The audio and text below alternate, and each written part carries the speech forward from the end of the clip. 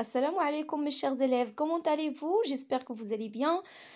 Et voilà, aujourd'hui, je vais vous expliquer comment rédiger un texte de production écrite. هاد لا فيديو جات من بعد بزاف ديال لي كومونتير اللي توصلت بهم من بعد ما نشرت لا فيديو اللي شرحت فيه الإطار المرجعي المحين.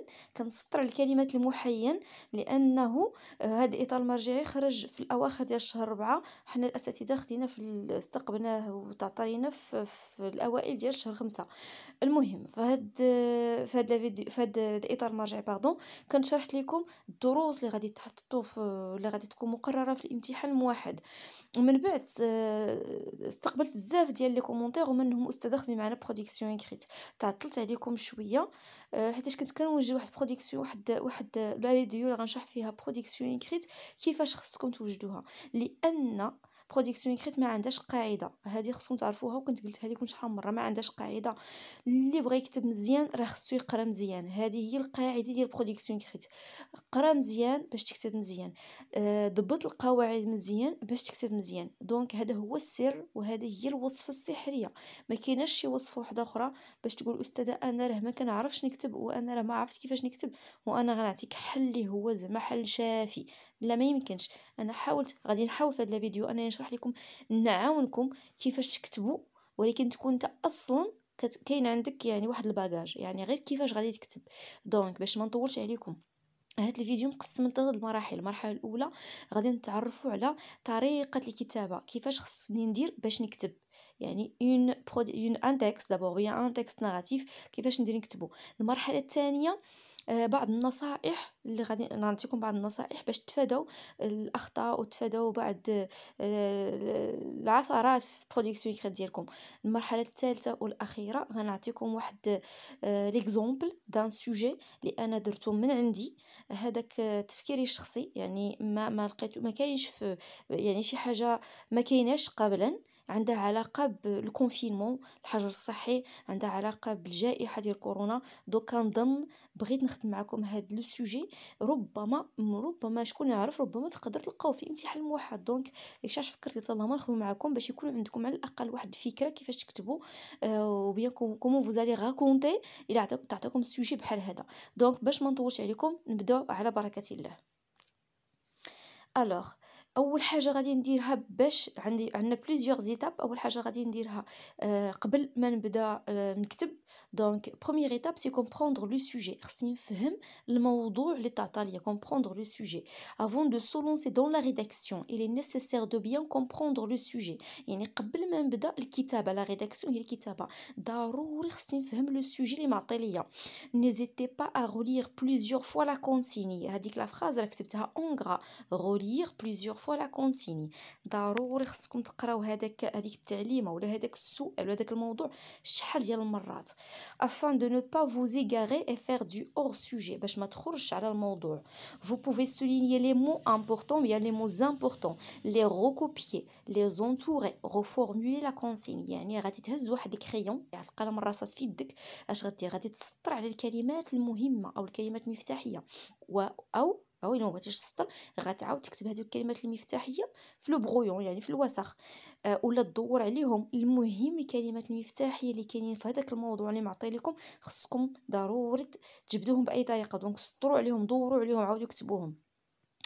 faites tout ce qui vous aide à mieux comprendre ce qu'on attend de vous. يعني خصك دير اقصى جهد ديالك باش تفهم اشنو اللي مطلوب منك. يعني اول مرحله خصك تفهم مزيان الموضوع اللي معطيلك قبل ما تكتب فيه. دوزيام ايتاب، دونك دوزيام ايتاب كوليكتي لي زانفورماسيون، يعني غتجمع المعلومات اللي عندهم علاقه بهذاك الموضوع. كيفاش؟ دونك هنا غنوريكم كيفاش. pour vous aider à ne rien oublier، notez clairement au brouillon les 7 questions sous forme de liste et répondez-y. دونك هنايا كاين بزاف ديال كاين باغ اكزومبل الا تعطى لكم واحد لو ريسي، يعني خصك تكتب في قصه، يعني مثلا قصه بوليسيه ولا شي قصه من الواقع المعاش. اي حاجه، اي قصه فيها مثلا واحد البطل وفيها شخصيات وفيها زمان ومكان، دونك غادي خصك تكتب هاد الاسئله باش تجاوب عليهم. كوا يعني ماذا، يعني اشنو خصني انا ندير، كي شكون اللي مشارك في هاد القصه، كون متى، و أين، pourquoi، لماذا، comment، كيف.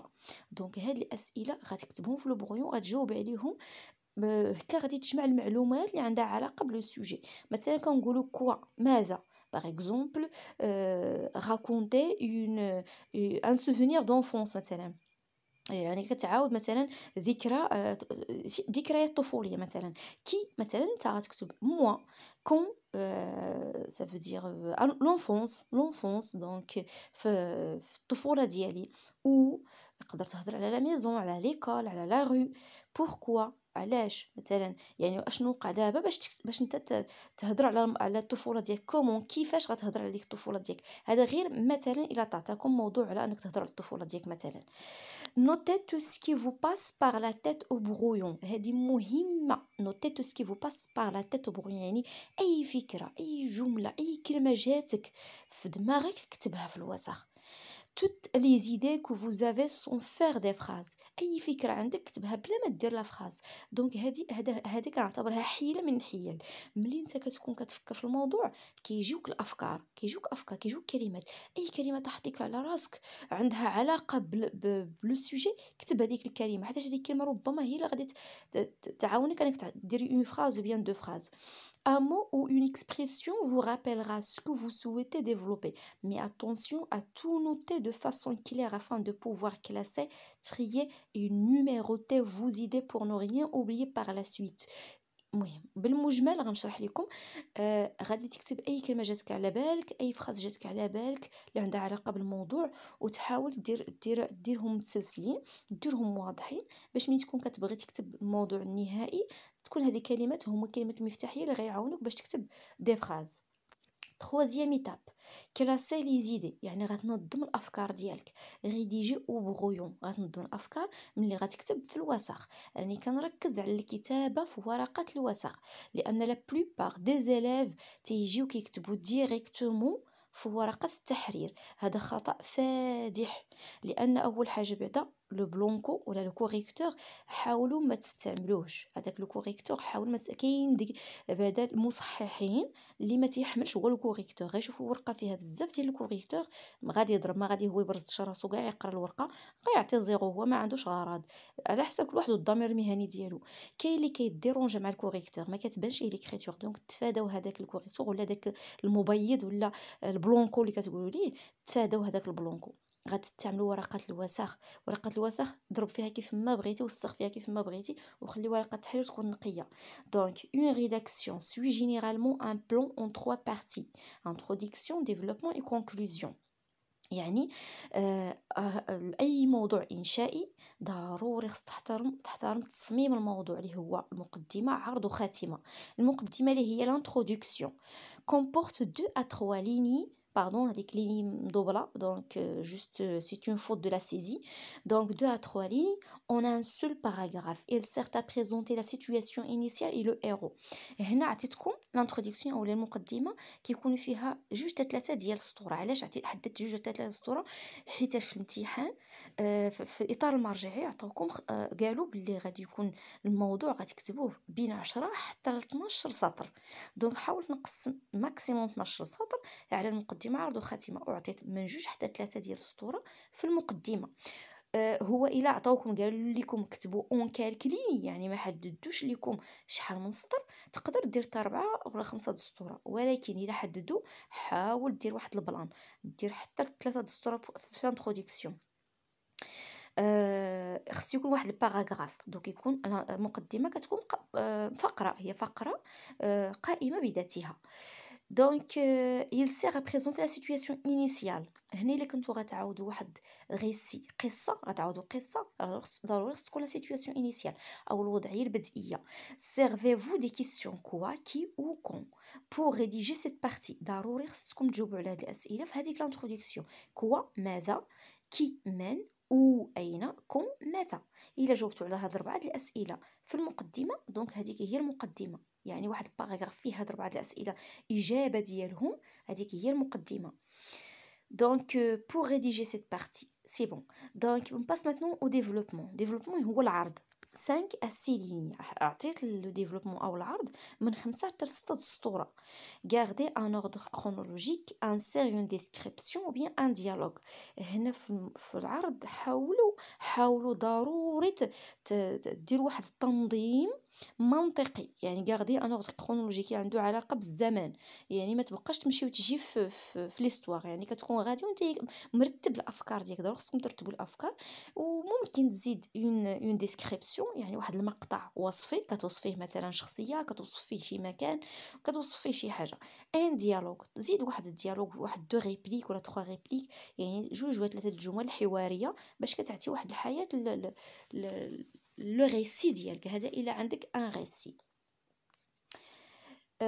passons maintenant à la conclusion 2 à 3 lignes، بحال المقدمه حتى هي عطيتها 2 حتى 3 سطور، باش في الاخير كنحصلوا بين 10 حتى ل 12 سطر. certes à finir l'histoire proprement selon le sujet, vous pouvez terminer avec une pensée ou une morale. دونك هنايا لا كونكلوزيون هي الخاتمه، كتنهي لينا ليستوار، هي باش كتنهي الحكايه ديالك او القصه ديالك على حسب لو سوجي اللي عندك. كتقدر تكمل الحكايه والقصه ديالك مثلا بواحد الفكره، بواحد الدرس، يعني كتعطي درس مثلا، كتعطي فكره، يعني فكره شي حاجه نتايا كتعتقد بها. ليكسبريسيون دو فو سونتيمون، ممكن تنهي القصه او لا برودكسيون الانشاء ديالك بواحد التعبير ديال الاحاسيس، يعني شي احساس نتايا مثلا غتهضر على الطفوله ديالك مثلا، راه كتهضر على الاحاسيس ديالك. ou avec une ouverture sur l'avenir، ولا مثلا اشنو كتمنى في المستقبل، شي حاجه كتمناها في المستقبل، كيفاش شي هدف بغيتي تحققه في المستقبل. دونك لا كونكلوزيون عندها علاقه بك نتايا، اشنو بغيتي توصل للقارئ. cinquième étape، هذه هي آخر إيطاب ولا المرحلة الأخيرة في الكتابة الإنشائية. rédiger au propre، يعني كتكتب هنا في rédiger au propre، يعني هنا غادي تكتب في ورقة التحرير، ورقة ديال الامتحان.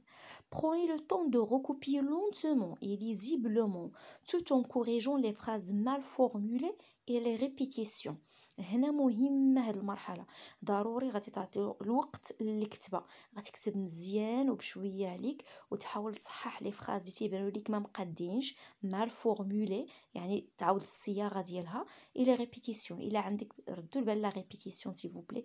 هاد لي ريبيتيسيون مثلا تكرار، مثلا ما تبقاش تكرر مثلا مثلا ان نو، مثلا بغيتي تهضر مثلا على احمد، ان بيرسوناج احمد، تبقاش تبقى تقول احمد خصك دير بلاصتها il، ولا مثلا ce dernier celui-ci celui-là. دونك تحاول تستعمل دوطخ مو باش تديرها بلاصه احمد، باش ما تبقاش تعاود احمد ولا مثلا. هذا غير اكزومبل. لي ريبيتيسيون التكرار حاولوا تفاداوه.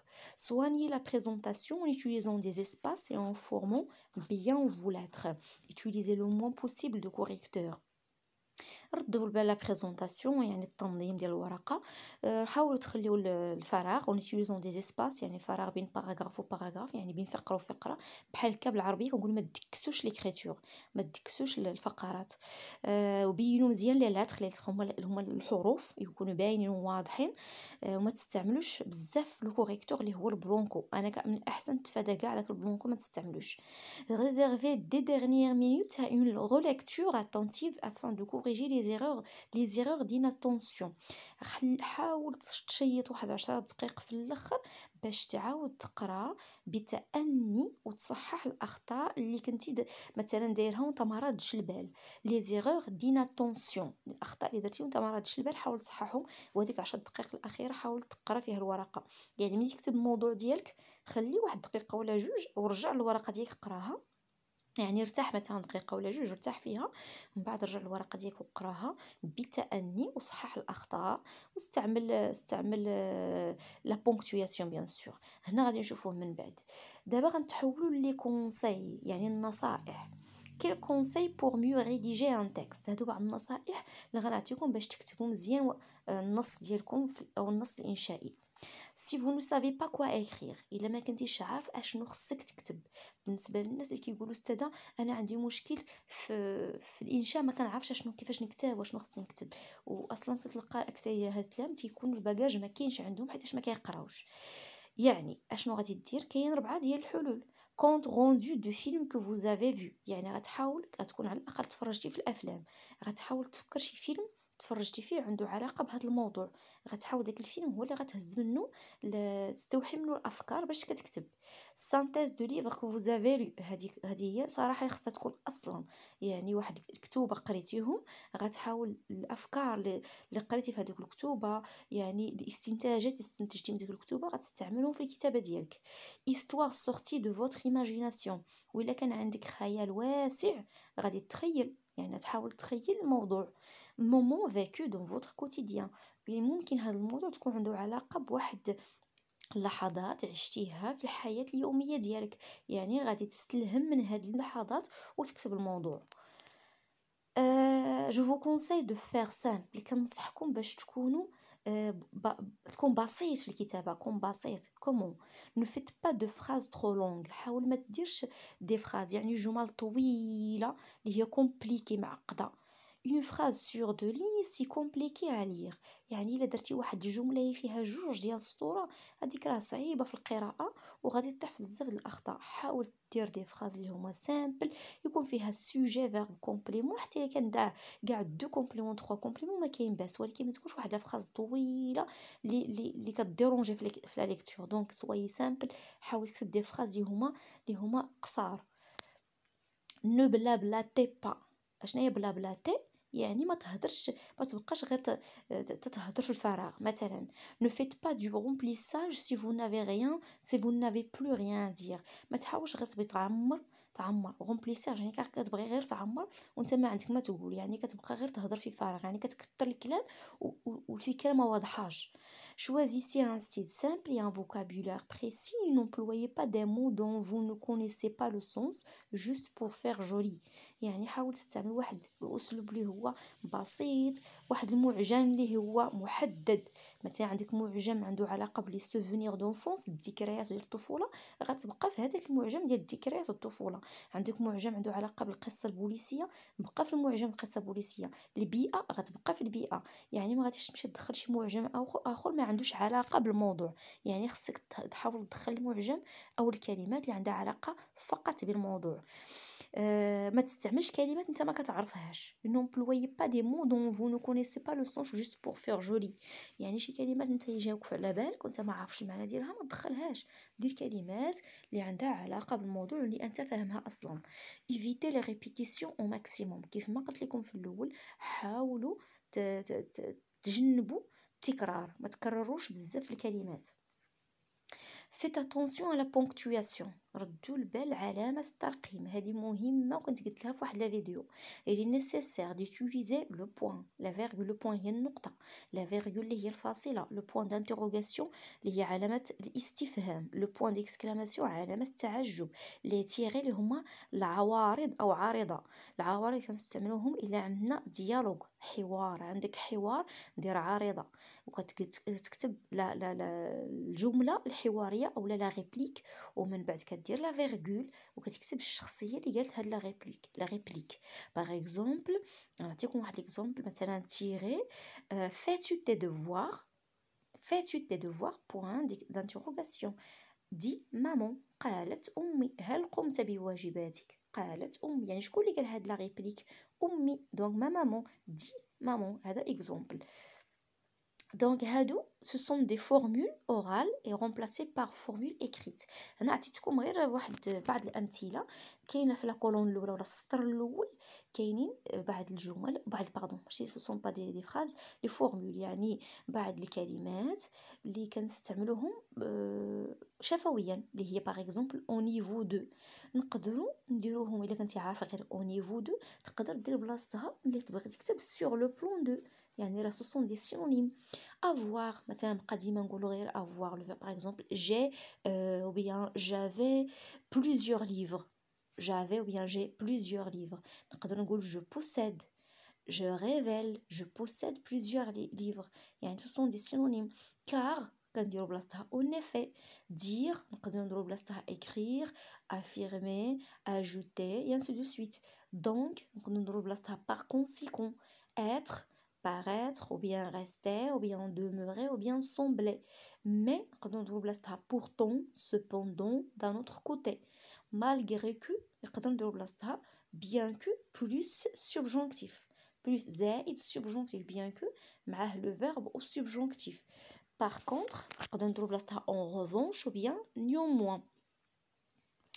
D'abord غادي ندوزو le sujet exemple. Voici le sujet exemple. À cause de la pandémie, tout le monde s'est renfermé à la maison.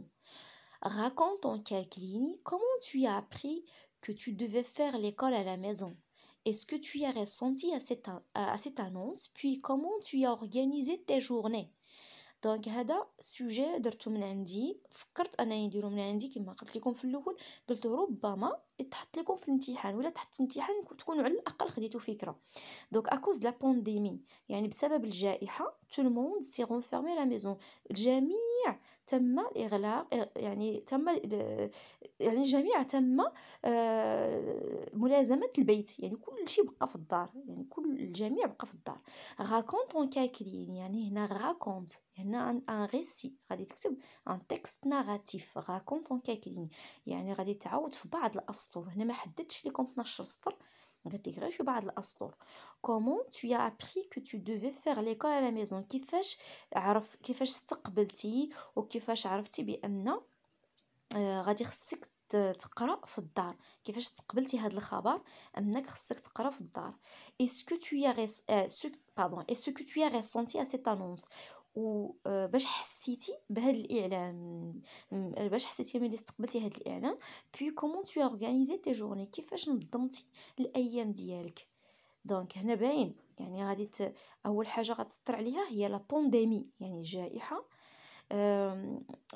renfermé tout le monde s'est renfermé à la maison يعني كلشي لازم المنزل. raconte غتسطر على raconte يعني باينه واش ان ريسي. la question تاع هي comment tu as appris que tu devais faire l'école à la maison، يعني خصك تجاوب على هذا السؤال، يعني هاد الاسئله خصك تجاوب عليهم في الانشاء ديالك. est-ce que tu as ressenti à cette annonce puis comment tu as organisé tes journées، يعني هاد الاسئله كلهم خصك تجاوب عليهم. Maintenant, on passe à l'introduction في المقدمة. À l'annonce de la nouvelle يعني بعد إعلان الخبر. Je ressentais de la tristesse et de la peur car j'allais tous les jours à l'école pour faire classe avec mes professeurs et jouer avec mes copains. أحسست، أنا درت لكم l'imparfait exprès، درت لكم l'imparfait. C'est un temps du récit. أحسست بالحزن والخوف لأنني j'allais tous les jours. أحب أن أذهب دائما إلى المدرسة pour faire classe avec mes professeurs، من أجل حضور الدروس مع أساتذتي، jouer avec mes copains واللعب مع أصدقائي. j'avais aussi peur de ce virus يعني كنت أخاف كذلك من هذا الفيروس pour les autres et pour moi car il est très dangereux. أخاف على نفسي وعلى الآخرين لأنه خطير. il s'attrape facilement et fait beaucoup de morts يعني il s'attrape facilement يعني مثلا يعادي يعني كنتعادوا منه بالزربة ويقتل الأكثرية. il fait beaucoup de morts. Ça c'est pour l'introduction. On passe au développement اللي هو العرض. chaque matin des jours du confinement في كل صباح أيام الحجر الصحي. je me levais vers 8 heures أستيقظ في 8 صباحا. je prenais mon petit déjeuner et me préparais أتناول وجبة الإفطار أو الفطور وأستعد je me préparais وأستعد. je regardais mon emploi du temps et commençais à travailler les cours à distance يعني أنظر لاستعمال الزمان وأبدأ الدروس عن بعد. travailler les cours à distance هي الدراسة عن بعد.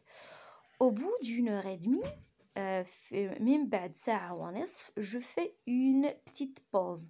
normalement هنا خصني je faisais à l'imparfait. je faisais une petite pause en jouant au ballon dans la cour de la maison يعني كنت أستريح قليلا وألعب الكرة في ساحة يعني في بهو، نقدر نقول مثلا في بهو المنزل. vers midi عند الزوال ولا vers midi يعني عند الزوال je m'arrêtais pour manger et je reprenais vers 14h30 jusqu'à 17h. يعني أتوقف من أجل الأكل، يعني أكل الغداء. و جو ريبروني يعني أرجع إلى الدراسة، ريبروني يعني الرجوع إلى الدراسة vers 14h30 jusqu'à 17h، يعني من حوالي الثانية والنصف بعد الزوال، من الثانية والنصف بعد الزوال إلى الخامسة، يعني 17h.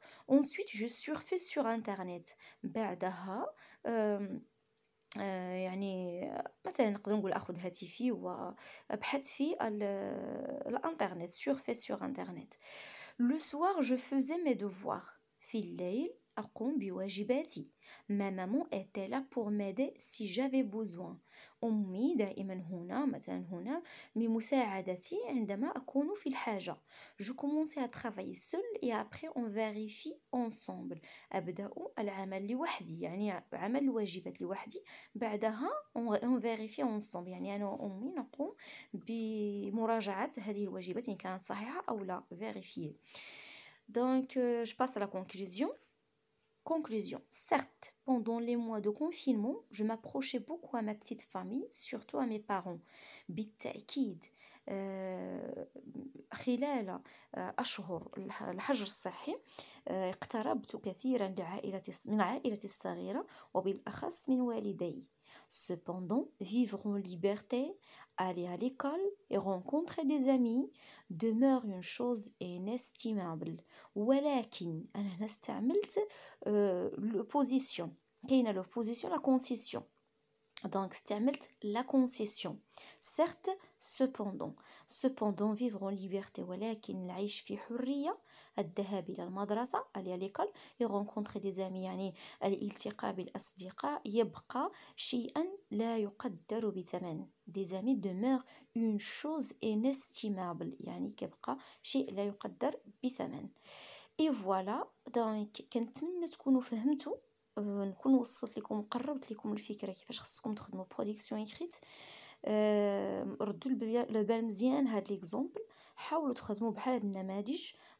ربما انا كنقول ربما تقدر تحط لكم شي حاجه عندها علاقه بالفيروس، بلا بانديمي، بكوفيد، ربما لو كونفينمون، لي كور ا ديستونس، يعني التعليم عن بعد. انا غير قلت حيت هي شي حاجه سابقه ما كانتش، قلت ربما تكون شي حاجه عندها علاقه بهاد المواضيع كلها. داكشي علاش قلت اللهم نعطيكم فكره تقريبيه. ان شاء الله غنخدم معكم دوطخ فيديو على لا برودكسيون اكريت، على دوطخ سوجي بيان سور دو برودكسيون اكريت اللي يكون مختلف على هذا، اللي يكون فيه مواضيع مختلفين. on suivra dans une nouvelle vidéo ان شاء الله. au revoir.